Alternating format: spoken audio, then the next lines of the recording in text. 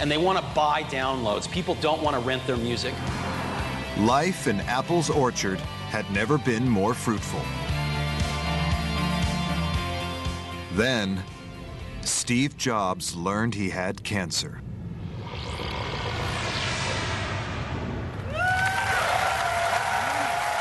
A standing ovation for Apple CEO Steve Jobs as he greeted the public for the first time in more than a year. He carried on working, but the years that followed were a roller coaster of hope and despair. Most poignantly, he was asked what the next few years might hold. The future is long. The last few years have reminded me that life is fragile.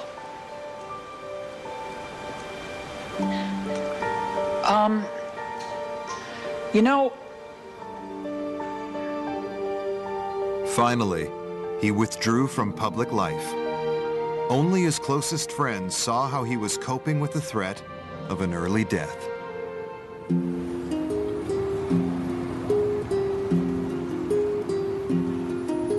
Steve Jobs loved to take walks. He did a lot of his thinking and his talking with his close friends, like Larry Ellison and a number of other people that he was friendly with in Silicon Valley. And he would go on these long walks, sometimes around Palo Alto, where he lived, and sometimes in other places. It just was his preferred method of thinking and daydreaming ideas with people. One day, I was out in Silicon Valley. He found out about it, and he conveyed to me that he would like me to come over to his house. And this was just after his liver transplant, which, as we all know, is a very serious kind of thing that takes a lot of recovery. And he wanted me to come over and just talk about industry gossip in a way, or events that had gone on since he'd been kind of out of action. He was very frail. We talked about his health, and he talked about how he felt he was recovering. And in the middle of this, he said, let's go for a walk. And I said, really? Really? You're sure you want to go for a walk? We're about halfway to the neighborhood park, and he stops. You know, he wasn't like gasping for air or anything, but he was not a well-looking man. And I said, Steve, why don't we go back to the house? And he smiled or chuckled, and he said, no, we're not going back to the house. I just need a minute, and then we're going to go on to the park, because that's my goal. I set a goal every day, and my goal now is to get to this park. I said, you're sure? And he said, yeah. So we walked to the park, and, you know, he was fine. We talked, by the way, the whole way. We were doing what he does on walks, which is we were talking about different things.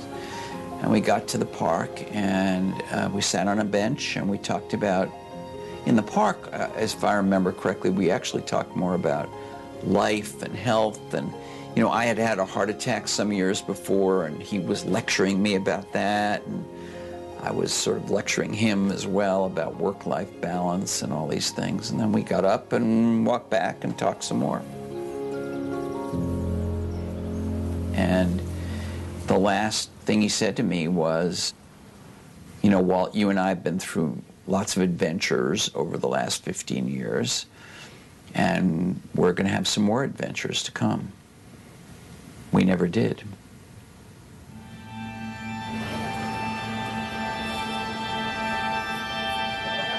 On October 5th, 2011, Steve Jobs died.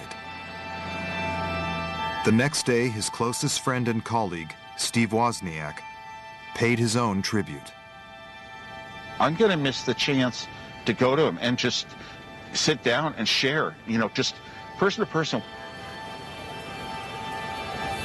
how much fun we had in those days doing things together.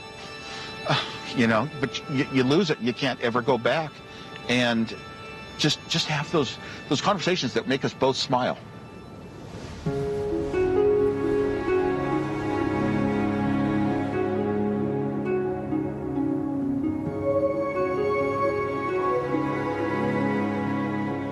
As the world mourned, the most fitting tribute came from one of Steve Jobs' young fans.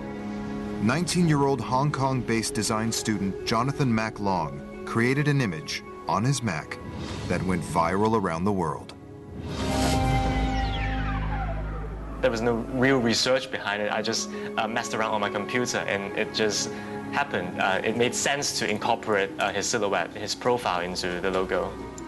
It's gotten around 200,000 responses on my blog. Some people have said to me that the logo actually made them cry, and I thought it was a really strong reaction to have, but it made sense because, you know, Steve Jobs had such a big impact on our world. He wasn't just a person who made all these great gadgets. He actually changed the way that we communicate. When you grow up, you tend to get told that the world is the way it is, and your life is just to live your life inside the world, try not to bash into the walls too much, try to have a nice family life, have fun, save a little money. How amazing is it that we live in an era where his legacy will transform people's lives and experiences of technology for the foreseeable future. This single individual gave us the original Apple and the Macintosh and Pixar, you know, and the iPod and the iPhone, iPad. I mean, that is astonishing. Steve Jobs created the most respected brand in the world, and you know, shook up a whole industry, and he did it with a lot of panache and style, and you know, great respect for him for it. Life can be much broader once you discover one simple fact, and that is everything around you that you call life was made up by people that were no smarter than you. The facts are the story of his life, the story of his successes, the story of his achievements, the stories of the great things he did for other people continue to go on because that's good for our country, it's good for the nation, it's good for the world, and it's also good for the people. Of course, that's what it's all about. I think the world will miss Steve Jobs. He took stuff to a new place, and I do identify with that. It's exciting when you do that, so I do find the excitement of that. And he also made things that were beautiful, great to touch, great to hold, and good to look at, in different colors. The minute that you understand that you can poke life and actually something will, you know, if you push in, something will pop out the other side, that you can change it, you can mold it, that's maybe the most important thing.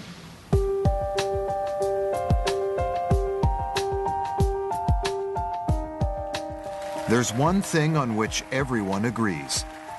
Steve Jobs left a legacy that has changed the world. He had the ability to think out new ways of doing things, not just ways to improve what we have, do a better version of something, but do it in a totally different way that the world would swing towards.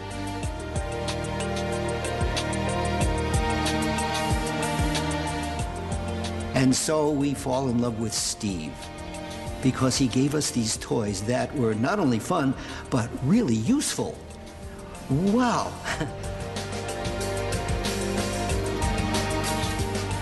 It's upended industry after industry. It's forced everyone else to follow in his path, and it has touched billions of people. He will be regarded as the person who unlocked the creativity of a whole generation. He's changed the way we look at computers, phones, how we share, interact. He's going to inspire a whole new generation. A 5-year-old 20 years from now is going to create and design and invent and define a world totally different than the way we see it now. And it's going to be because of Steve Jobs. Even then, he had this ability to bridge a very intellectual world of high technology with something that everyone could relate to.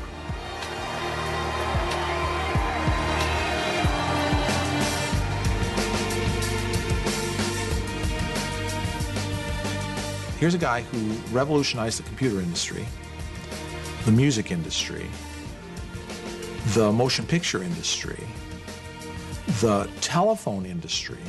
There's 4, and maybe more, I don't know, but certainly those 4. And if you compare him with Edison, well, There was the electric power industry, the motion picture industry, and the music industry. Edison had only 3. That's impact.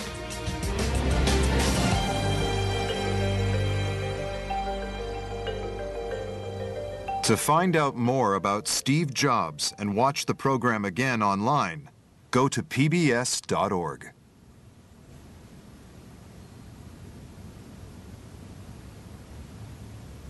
Steve Jobs' One Last Thing is available on DVD.